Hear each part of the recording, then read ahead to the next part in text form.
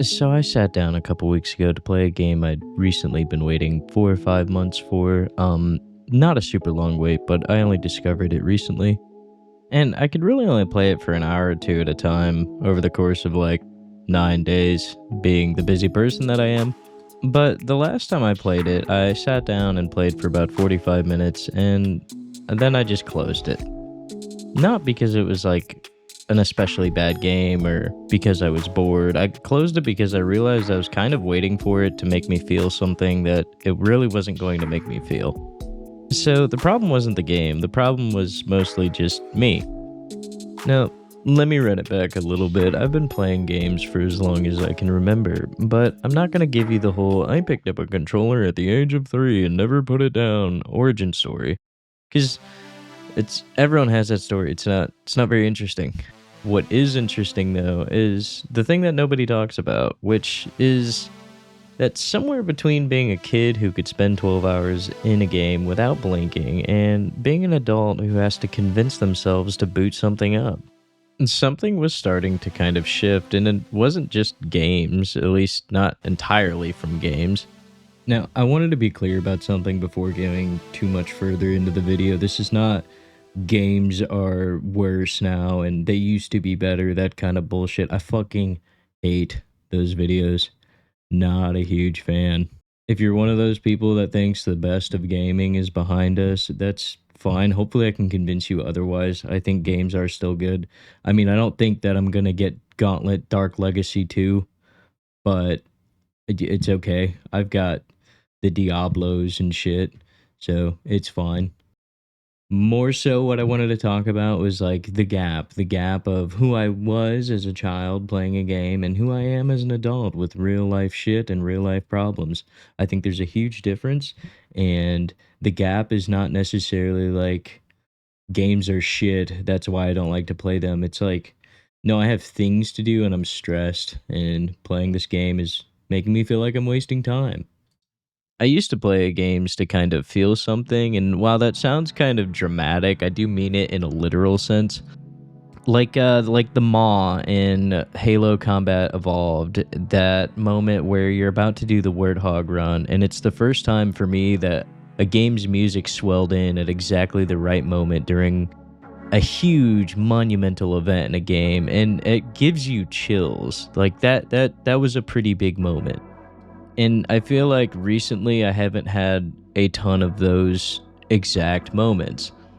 Now, this could be because I've played hundreds and hundreds of games to the point that I can kind of just see the machinery, like the inner workings of how a video game works. It's kind of like watching a magic trick for the 400th time. I can see where the card goes, I see the HUD, I see the quest marker, I see a skill tree that looks like every other skill tree, and I know exactly what I'm going to have to use as my tool set for the next 40 hours, and it kind of just makes me sigh. Like, actually sigh out loud like an old man. But that's kind of where it gets complicated, right? Because the dissonance I'm talking about isn't just like old game good, new game bad, battle pass bad. That's lazy. That's the lazy version of this conversation. The real version's a little bit harder. The real version is more like, I think I was using games to feel things that I couldn't feel in real life, and when you're a kid, your emotional vocabulary is pretty limited. You don't have access to the full spectrum of human experience. So you haven't lost anything, you haven't failed at anything that matters, you haven't loved something and watched it change. And games will give you that at a pretty early age. They give you high stakes, they give you loss and triumph and discovery, and it's all kind of built in a safe package where nothing was actually at risk.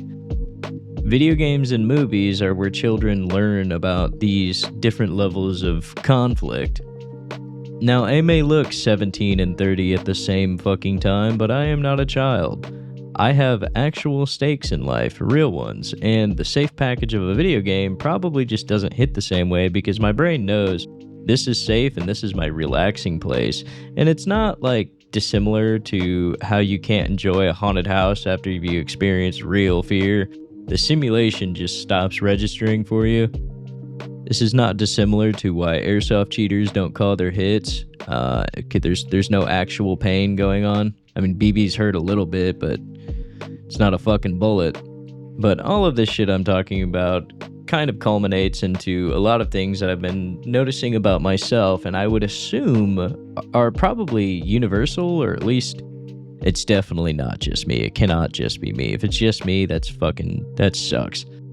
But at some point, I kind of became obsessed with realism in games, not necessarily graphical realism. I don't really give a shit if it looks insane or not. I just want it to look good. But I mean emotional realism. I started kind of gravitating towards games that didn't feel like video games. Games where the systems were kind of all invisible and the machinery was hidden. And I could kind of forget that I was playing something. And I am a sucker for systems in games. If a game's got systems running in the background and I don't know how they work, that's fucking great. I like that. I love that in Bannerlord. I have no clue what's going on around me unless I physically go and talk to people and get the scoop. Or like Arma, I have no idea what the enemy troops are doing unless I intercept their communications to some capacity. I think that's a really neat concept. But anyways, back to our regular programming. I think that I was chasing the feeling. I was trying to trick my own brain into believing again. And belief is kind of the prerequisite for feeling. And you can't feel awe at a sunset in a game if some part of your brain is going, nice render engine. That's sick. I like your graphics, pimp. But here's kind of the fucked up part. The more realistic games get, the more my brain kind of flags them as attempts at realism. It's sort of like a paradox. The harder a game tries to feel real, the more obvious it is that a game is trying to feel real. It's kind of like when someone's trying to act like really casual and cool, and he just comes off as more tense. Like you see the effort, it's very visible to you. If any of this is resonating with you, you can like and subscribe, and you can comment, do all that fun shit. Not because I need the engagement, but because I genuinely want to know if I'm the only one who feels this way. Because here's the thing, I don't think I am. I think this is the thing that nobody in the gaming space really talks about honestly, and everyone either says games are dead, or it's all microtransactions, or you're just nostalgic, grow up, and both of those are kind of cop-outs. The real conversation is kind of like in the in-between. Like in my recent Halo video, a lot of the comments were a lot of people just kind of dogging on each other, and I don't understand like having a distaste for someone because they like a game that you don't like. It's kind of fucking weird. But yeah, eventually I kind of just started paying attention to when games do kind of still hit. Not necessarily like big set pieces or graphically impressive moments, just like small shit. And I kind of started picking up on a little bit of a pattern, at least in my brain. The moments that still got me were the ones that a game doesn't really try. You know, just something like incidental happens. Like an NPC says something really weird, or a physics glitch sends a body flying into the sunset, or a piece of music plays at a moment it wasn't necessarily designed for. And my brain can't categorize these things. It can't file it under game mechanic or designed experience. It's just kind of like an actual moment in actual gameplay. And they really stick with me now for some reason. And that might be kind of the key here. I think I didn't lose the ability to enjoy games. I think it's just the ability to be surprised by them, because surprise is kind of that prerequisite for like this sense of wonder, and wonder is a prerequisite for feeling. And when I was a kid, every game was full of surprises because I hadn't seen any of the patterns yet. Every game was a new language, and now that I'm fluent, I speak game. I'm really speaking game. Spitting it too. But I can read a game's DNA within like 10 minutes of fucking playing it, and that fluency, which is kind of the very thing that makes it harder to feel.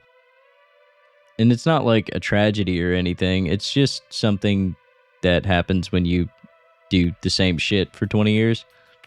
And as far as answers go, here's kind of where I landed. I don't think the answer is to chase that feeling anymore. It's kind of like being a heroin addict and chasing the dragon. You're just not gonna fucking get there. It's never gonna be as good as the first time, so don't try.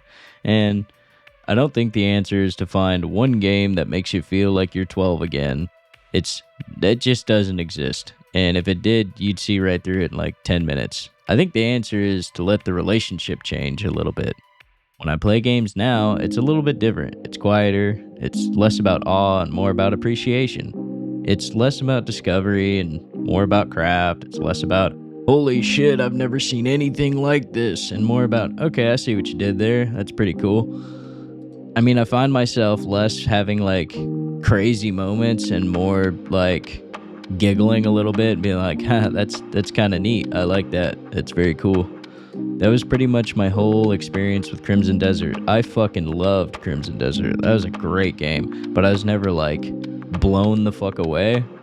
Other than like just the amount of content that they squeezed into that game, I was like, there's just so much here. This is kind of awesome. But it was just a lot of little things and gameplay mechanics where I just kind of laughed and went, that's kind of cool. I like that. Which I think this is okay. I think that's what growing up with a hobby looks like for the most part. I'm not losing the magic. I'm just kind of watching the magic transform into something that is a little more tangible. And I can already tell on my tangent, someone's going to comment on this and be like, you're just fucking depressed. Go outside. And I mean, yeah, fair. Shut up. But also, fuck you. It's a video game. I won't play it. This was kind of a weird video for me to make because it wasn't necessarily like content that I wanted to make for other people necessarily. This was like just some shit that I wanted to put out there. This is like my personal diary, and you just turn in the pages in this bitch. It's just something that I like talking about though. So go ahead and you gotta tell me those moments that you realized shit felt different. Not the games are bad. I don't want to hear how games are bad. I do not give a fuck. Don't tell me about that. Tell me the real story, the version of the story where you notice something kind of shifted, and not in the game, but just like you personally.